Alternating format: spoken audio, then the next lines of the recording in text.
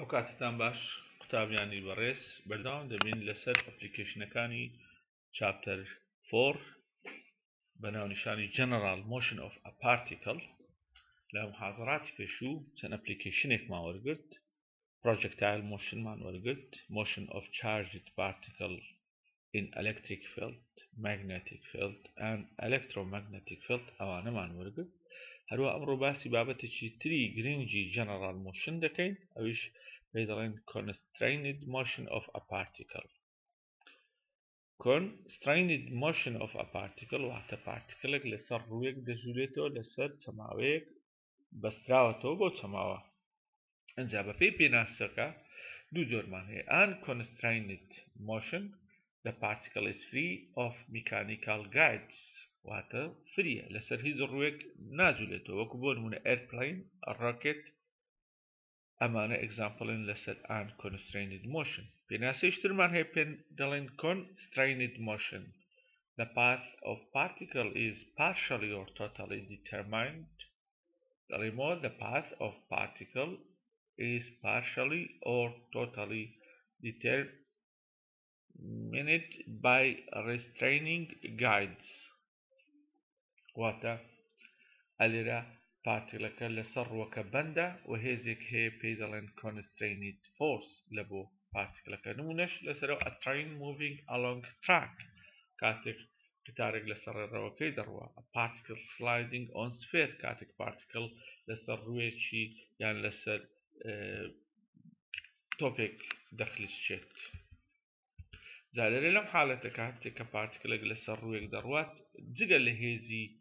کێشکردنی زەوی هێزیشتر هەیە کار دەکاتە سەر پارتیکلەکە ئەویشیان ئاڕە لێرە وەکو لەم نمونەیە دیارە ئەمە پێی دەڵێن constrained force of a particle زائیدەن هێزێک هەیە کە هێزی کێشکردنی زەویە. جا لێرە دوو حالەتمان هەیە ئەگەر ئەو ڕووی کە پارتیکلەکە لەسەری دەڕوا سموث بێت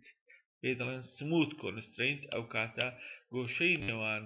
V لەگەڵ R نۆهەت دەبێت وەکو لەم وێنەکەدا دیارە. دووبارەی دەکەمەوە ئەگەر ئەو ڕووی کە پارتیکلەکە لەسەری دەڕوات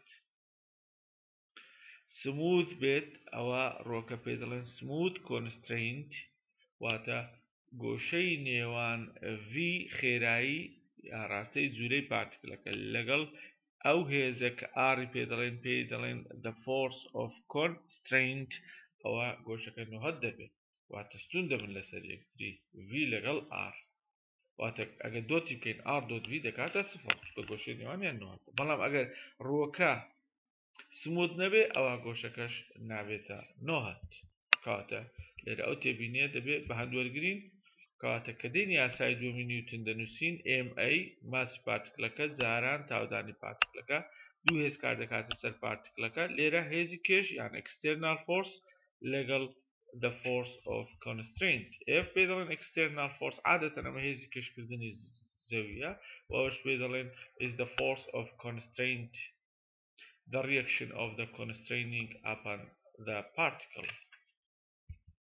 کەواتە لێرە ئەگە هەردوو لای هاوچێشەکە دۆت V بکەین ئەگە هەردوو لای هاوچێشەکە دۆت V بکەین لە لای ڕاستەوە ئەو کاتە هاوچێشەکەمان دەگۆڕێت لەوێ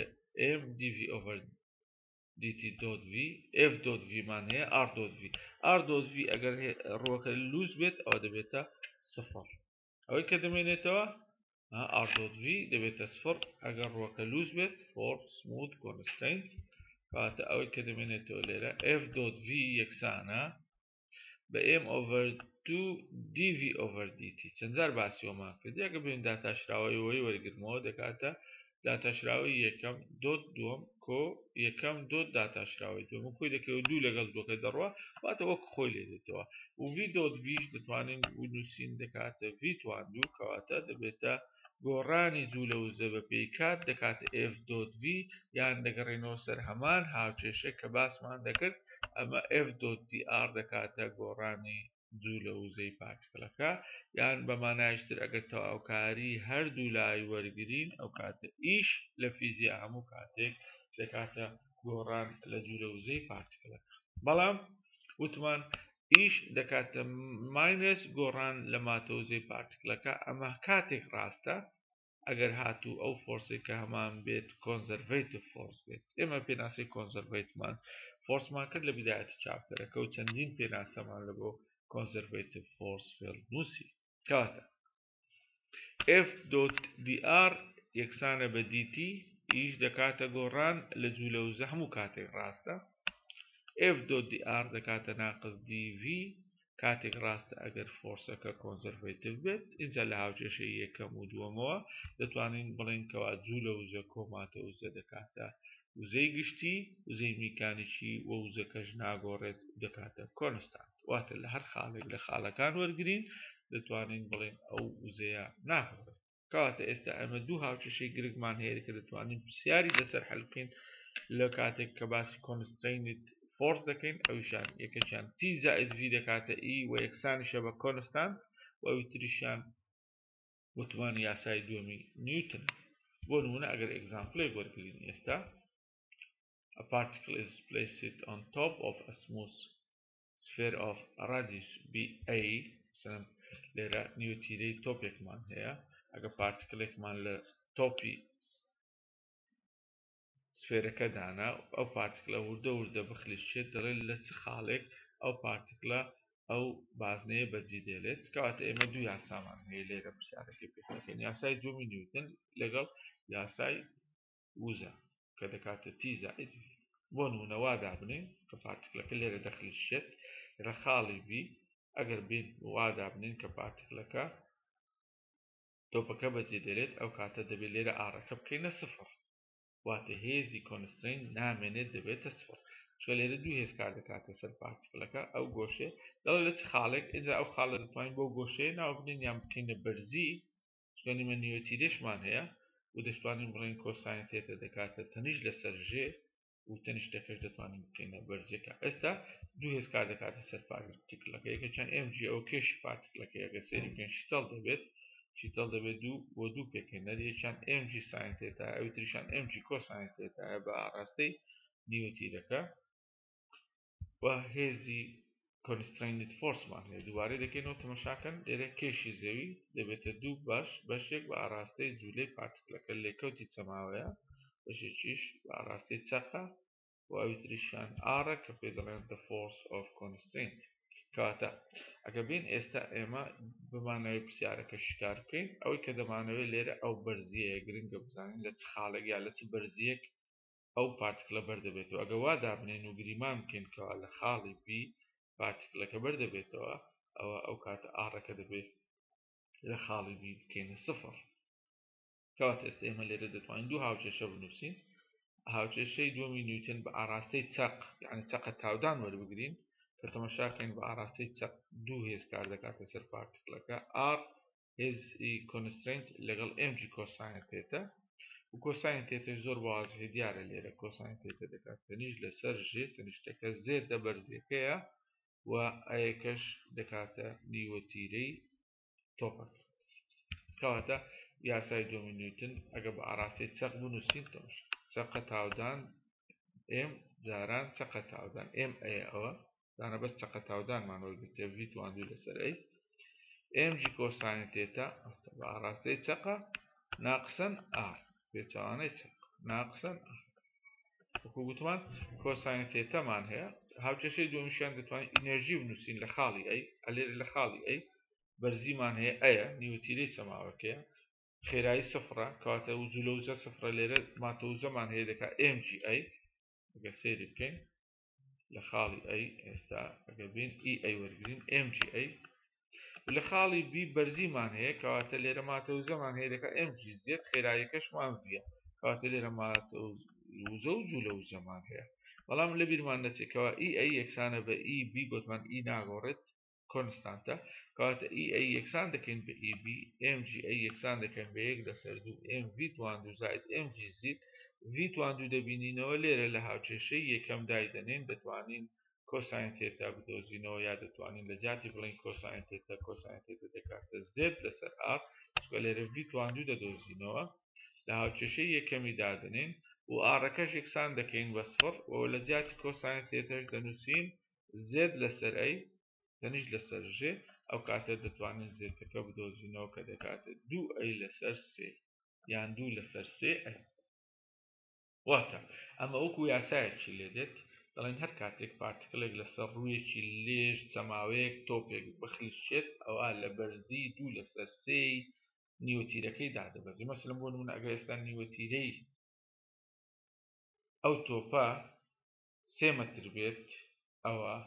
لە بەرزی 2 مەتر پارتیکلەکە بەردەبێت ئەگەر نیوتیرەی ئەو تۆپە 6 مەتر بێت ئەو دەبێتە 2 جاران 6 12 لە بەرزی 4 مەتر ئەم پارتیکلە بەردەبێت کەواتە بەپی ئەم یاسایە لەبیرتان دەچێت ئەگەر ئێمە لە هەڵبژاردن هێنامانەوە ئەو پرسیارە گوتمان ئەگەر پارتیکلێک لەسەر ڕوویەک یان تۆپێک بخلیشێت لە چ بەرزێک بەردەبێتەوە ئەگەر نیوتیرەکەی 9 مەتر بێت هەوڵامە ڕاستەکە ئەگە بڵێن نیوتیرەکەی 9 مەتر بێت ئەو کاتە دەوی بڵێن 9 جاران 2 دەبێتە 18 دەبێتە 6 کاتە دەبی بڵێ لە بەرزی 6 مەتر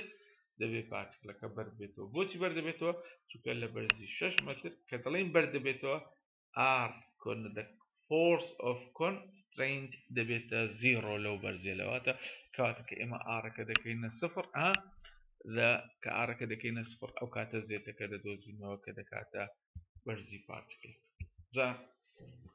ئەمە نمونەیەک بوو لەسەر constrained motion of a particle هەروها جگەل لە constrained motion of a particle تەطبیقیشترمان ماوە لە general motion ئەویش پێ دەڵێن motion on the curve motion of the curve لێرە لە زۆر جولەی ریاضی هەیتمان لە تێنس هەیتمان لە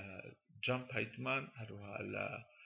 سەلا هەیتمان جولەی پارتیکلێک لە بەندۆڵی سادە هەیتمان جولێ لەسەر کێرێک لە ئایسۆکرۆنۆس پرۆبلم هەیتمان سایکلۆیدا ئەمە نمونەیەکە کە پێ دەڵێن ئایسۆکرۆنۆس پرۆبلم لێرە ئەمانە هەمویان ئەگزامپڵن لەسەر جولە لەسەر کێرێک کە ئێمە باسی کێرێک دەکەین یەکسەر دەبێت بیلۆ بکەینەوە دیستانس along the curve s دووری لەسەر چەماوە کە بە ئێسی ناو دەنین و گۆڕانی ئێس لەگەڵ کات نرخی خێراییمان دەداتێ لە فیزیا کەواتە لێرە x y z پۆتێنشال دەبێ هەمووی بە دەلالەتی s بنووسین لێرە مەسەلەن بۆ نمونە x مان هەیە دەیکەینە x of s y of s z of s پۆتێنشەلەکەش وای لێ دێت و خێراییەکەش کە v مان هەیە دەڵێن دەکاتە ds over dt یعنی مشتقت s کەواتە هاوکێشەی motion on the curve بزانە بۆ شێوەی لێ دێ ئەگەر سەیری بکەیت ئەگەر سەیری هاوکێشەکەی سەرەوە بکەین بەم شێوە 1 لەسەر 2 m مشتقت s توان 2 ئەو جوولە وزەیە بزانە بە دەلالەتی s نووسراوە زائدەن potential energy ئەوش بە دەلالەتی s نووسراوە دەکاتە e دەکاتە constant کەواتە ئێستا چۆن دەزانم ئەوە پێ دەڵێن energy equation for motion of the particle on the curve چۆن دەزانم on the curve چکە بە ئێسەکە دەبێ بیناسینەوە کەواتە ئەگەر هەر کاتێک داوام کرد بڵێم energy هاوچەشەیەکم لۆ بنووسە energy equation for motion of the particle on the curve ئەم هاوچەشەیە دەنووسی ئەگەر هەردوو لای هاوچەشەکە داتاشراوەمان وەرگرت بە نسبەت کات ئەو کاتە differential equationەکەمان لە دەردەچێتەوەشە f یاسای دووەمی نیوتن بزانە چی لێرێ f s m دەبڵ مشتقات ئەکسیلریشنەکەش بە دەلالەتی s نووسراوە دەشتوانین بۆ واستەی ئەم هاوچەشەیە بدۆزینەوە دەکاتە ناقسەن گۆڕانی پۆتێنشەل بە نسبەت s بزانە پۆتێنشەلەکەش بە نسبەت s نووسراوە ئەمەش ئەگەر داوامان کرد differential equationێک بنووسە بۆ جولەی پارتیکلێک لەسەر کێرێک ئەو کاتە ئەو differential equationە دەنووسی ئەمە energy equationەکەیەتی ئەمەش differential equationەکەیەتی و دەشتوانین پرسیاری پێ هەڵبکەین و باشترین و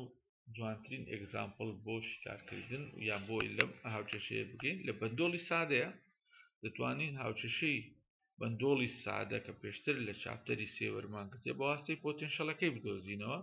چەندی جارباسی بەندۆڵی سادەمان کردو پۆتێنشەلەکەی داتاشراوی وەرگرە بە نسبەت s differential equationی بەندۆڵی سادە دەردەچێت وەکو لێرە لەو ئێگزامپڵە دیارە لە بەندۆڵی سادە ئێمە دەزانین درێژی بەندۆڵمان هەیە ئێسمان هەیە کە دەکاتە L ثێتە چکە زۆر زار گوتوان دەتوانین هاوچێشەی بەندۆڵی سادە بە واستەی ثێتا بنووسین یان بە واستەی ئێس بنووسین هەر کاتێک ثێتا دەگۆڕێت ئێس دەگۆڕێت دووری لەسەر چەماوە و ئێس هەموو کاتێک دەکاتە درێژی بەندۆڵەکە جاران گۆشەکە ئەگەر فرێنس لیڤڵ ئەوەی خوارێ بێت ئەو کاتە پۆتێنشەڵەکەی دەکاتە AMG L کەم L کۆساین تێتە زۆرجار باسی پۆتێنشەڵمان کردێ بۆ دۆزینەوەی پۆتێنشەڵ دەبێت فرێنسمان هەبێت ئەگەر بێم داتاشراوەی V وەرگرم پۆتێنشەڵ بە نسبەت S ئەو کاتە لێرە ئەگە سێری بکەین ئەو هاوچێشەی بەندۆڵی سادەمان لە بۆ دەردەچێت کەواتە تەماشاکەن دیفرێنشیەل ئیکوێشنی جوولەی پارتکلێک لەسەر کێرڤێک لێرە دەتوانین بەکاربێنین بۆ دۆزینەوەی دیفرێنشیەل ئیکوێشنی بەندۆڵی سادە ئەمە نمونەیەکە لەسەر موشن ئۆن دە کێرڤ و دەتوانین وەکو گوتمان ئەم دیفرێنشیەل ئیکوێشنە شیکار بکەین و چەند شیکاری جیاواز هەیە بۆ یان چەند ڕێگای جیاواز هەیە بۆ شیکارکردنی ئەم هاوچێشەوە سۆلوشنەکەمان پێشتر باس کرد و باسی سۆلوشنەکەمان بە دووری درێژی کرد کە دەکاتە ئەی کۆساین ئۆمێگا نۆت تی زائید فای ئۆمێگا نۆت ئەنگولەر فریکوێنسیە تی کاتە لێرە ئەی فراوانەکەیە پێ دەڵێن ئەمپلیتیود of the motion بابەتیش ترمان هەیە وەکو گوتمان جوولەی پارتکڵی وەکو ماتۆڕەکە یا تۆپێک لەسەر چەماوەیەک لێرە ئەمە جوولەیە زۆر بە بەندۆڵی سادە دەچێت بەڵام لێرە بەندۆڵی سادە نیە چکە هیچ حەبلێک و بە شوێنێک نەبەستراوەتەوە بەڵام ئەو تۆپە بۆ شێوەیە دەجوولێتەوە ئەمە ئەم شێوەیە ئەم جۆرە جوولەیەمان هەبێت پێ دەڵێن سایکلۆید لە تەماشای تۆپەکەی بکەین لێرە MG مان هەیە جارێشتر ئەو MG شیتەڵ دەبێت MG کۆساین تێتە لێرە ئارمان هەیە مادەم سموت کۆنسترینتەکەواتە ستون دەبێت لەسەر جوولەی خێراییەکە لەگەڵ MG ساین تێتە کەواتە لێرە سێ هێزکار دەکاتە سەر پارتکڵەکە R لەگەڵ MG کۆساین تێتە ئەمانە یەکسانن کە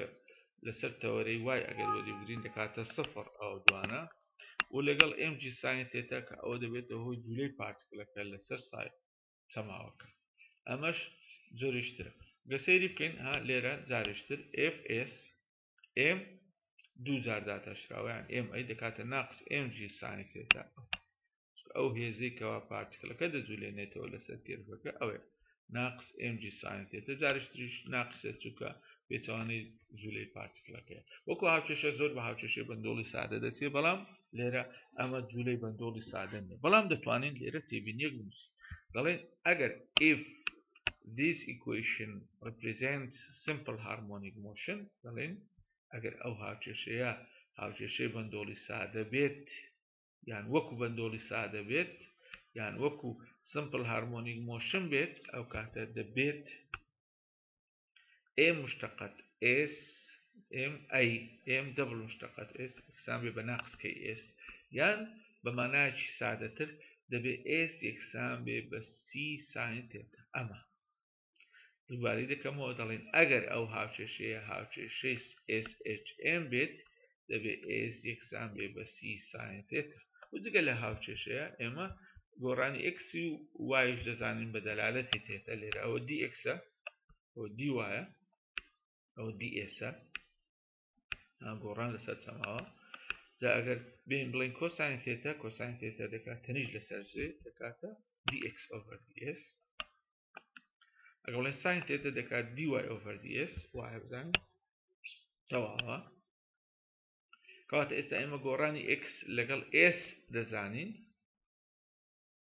و دەتوانین بڵین گۆڕانی s لەگەڵ ثێتاش دەزانین دەتوانین لێرەوە بڵین we can find x and y in terms of theta دەتوانین گۆڕانی x و y لەگەڵ ثێتا بدۆزینەوە بڵین dx over d ثێتا ئەگەر بەس چین ڕول بەکاربینین دەکاتە dx over ds ئەوە هەیتمان و ds over d ثێتاش لێرە دەدۆزین کەواتە ئێمە ئەگەر دووبارەی بکەمەوە لێرە گۆڕانی x لەگەڵ s دەزانین و sیش لەگەڵ ثێتا دەزانین کەواتە دەتوانین x لەگەڵ ثێتا بدۆزینەوە و y لەگەڵ ثێتا بدۆزینەوە dx over d ثێتا ئەگەر چین ڕول بەکاربینین دەکاتە dx over ds ds over d ثێتا هەردووکمان هەیە dx over ds کۆساین ثێتا ds over d ثێتاش ئەو لێرە لێ دۆزینەوە گۆڕانی s لەگەڵ ثێتا دەکات c کۆساین ثێتا بە هەمان شێوە dy over d ثێتا دەکاتە dy over ds ds over d theta ئەوش دەکات sin theta c cosine theta جا لێرە دەتوانم بە جارێکەوە هاوچەشەی یەکەم وەرگرە تەواوکاری وەرگرە هاوچەشەی دووەمیش جارێشتر تەواوکاری وەرگرە هەردوو هاوچێشەمان هەیە لێرە هاوچێشەی یەکەم تەواوکاری وەردەگرین کۆساین تواندوو هاوچێشەی دووەمش سی ساین تێتە چ ڕێگایەک بە باش دەزانی بەکاربێنە بۆ ئەوەی ئەو دوو تەواوکاری حەلقەی و لێرە x دەردەچێت بزانە x لەگەڵ تێتا چۆن دەگۆڕێت ئەمە پێی دەڵێن parametric equation of a cycloid parametric equations of a cycloid واتە ئەگەر ئەم differential equation SHM بێت ئەوە x یەکسان دەبێت بۆ هاوچەشەیە و y یەکسان دەبێت بەم هاوچەشەیە جارێ لێرە لەو سلایدە دوو جۆرە ئەگزامپڵ هەیە دوو جۆرە پرسیار هەیە کە ئێمە عادەتەن لە امتحانەکان بۆ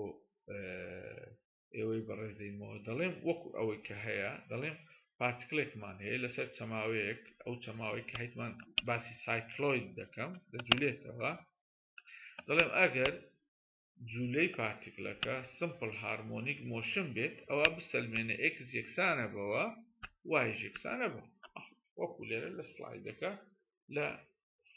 هاوچەشەی یەکەمەوە تا ئاخیر دەنووسی ئەو دەبێتە جوابی پرسیارەکە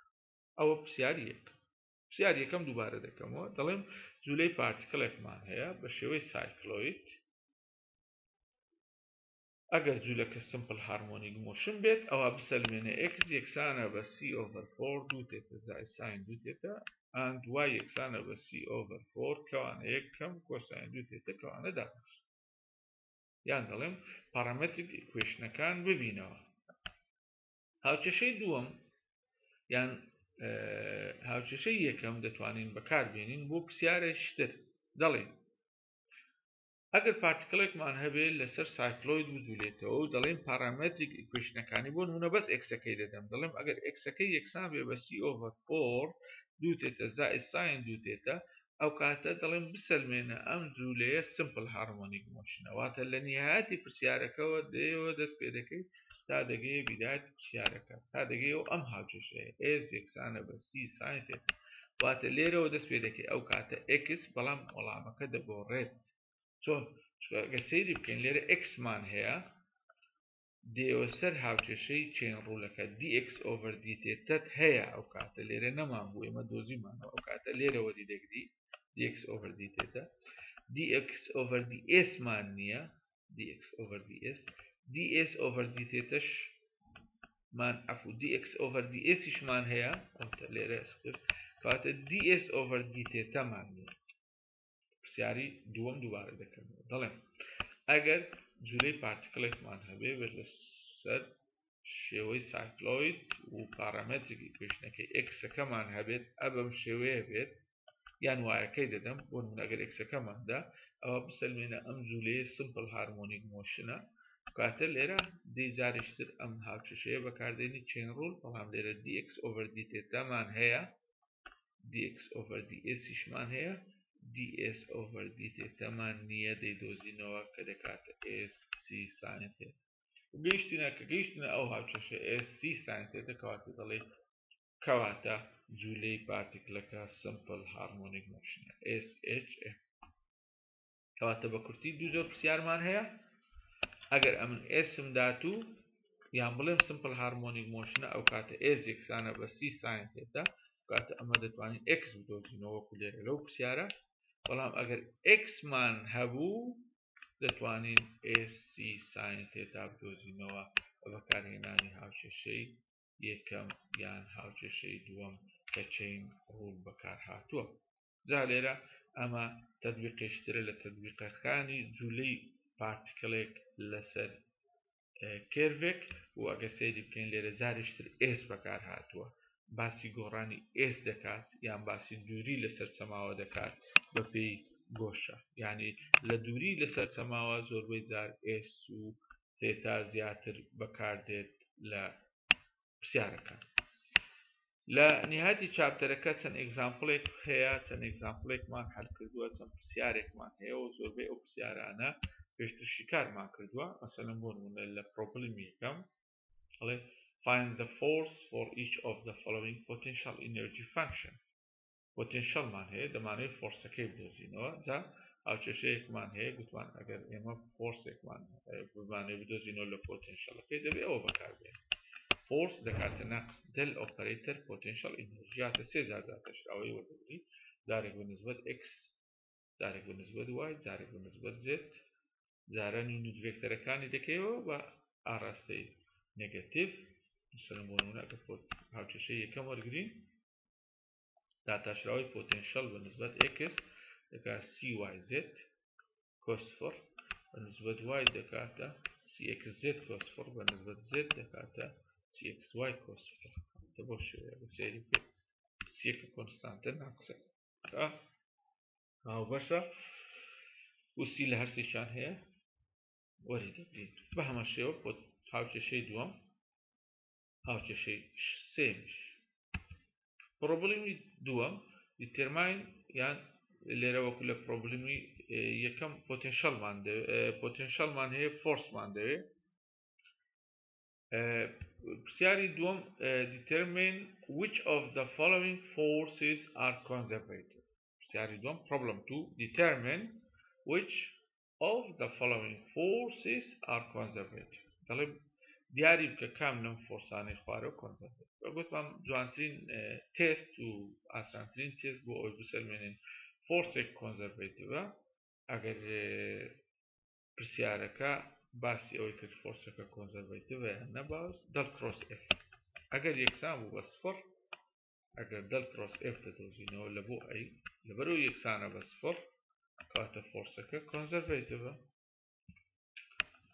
ئەگەر یەکسان نەبوو بە سفر ئەوە دەبێتە نەن کۆنزەرڤێتیڤ دەمزانە خەتێکمان لەسەر کۆنزەرڤێتیڤەکە داوە و لە حالەتی سێمیش ئەوەشیان دەبێتە کۆنزەرڤێتیڤ فۆرس چونکە دڵ کرۆس f دەکاتە سفر پرۆبلێمی سێم find the value of the constant c such that each of the following forces is conservative على قيمتي c اگر سيري كي c لناو f كهرها c